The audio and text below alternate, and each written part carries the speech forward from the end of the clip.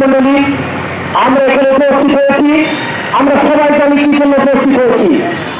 আমরা আমাদের যে অধিকার, আমরা শিক্ষক, আমরা প্রাথমিক বিদ্যালয়ের শিক্ষক, আমরা এখানে যারা উপস্থিত হয়েছি আমরা সবাই মাস্টার ডিগ্রিধারী।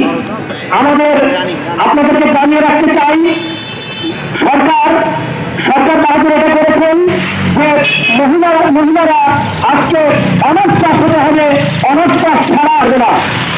তাই দুঃখের বিষয় বলতে হয়, আজকে আমরা যে যোগ্যতা সম্পন্ন হয়ে আমরা অবহেলিত, আমরা তৃতীয় শ্রেণীর কর্মচার বিলং করতেছি, এটা আমাদের উপস্থিতি। আমি আরো জানাতে চাই, primary education is the base of all educations and we are the all qualified teachers and this is our basic rights, this is our fair rights, not our demand.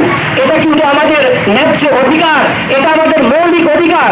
Because আমরা যে কোমলমতি শিক্ষার্থীদেরকে আমরা ইঞ্জিনিয়ার হই, barrister হই, আমাদের হাতে ধরা ওই শিক্ষার্থীগুলো হয়।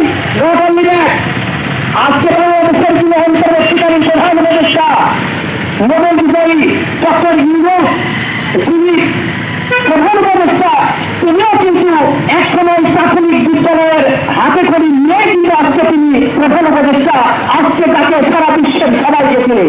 তাই আমরা যত বড় বিশেষ ক্যাডার হয় না কেন, ডাক্তার হয় না কেন, ইঞ্জিনিয়ার হয় না কেন, প্রাথমিক বিদ্যালয়ে পড়ে প্রাথমিক বিদ্যালয়ের সীমানা পেরিয়ে কিন্তু তাকে ওই জায়গায় যেতে হয়েছে। তাই আমি রাষ্ট্র আহ্বান করতে চাই, আমরা যে অধিকার, আমরা যে দাবি নিয়ে এখানে দাঁড়িয়েছি, আমাদের অধিকার আমাদেরকে সুসম্মান চাই, আমাদের সম্মানজনক যে একটা পেশা, একটা টিচার, একটা architect of all nation can prosper in education. So education is must and we teach the students from 9 to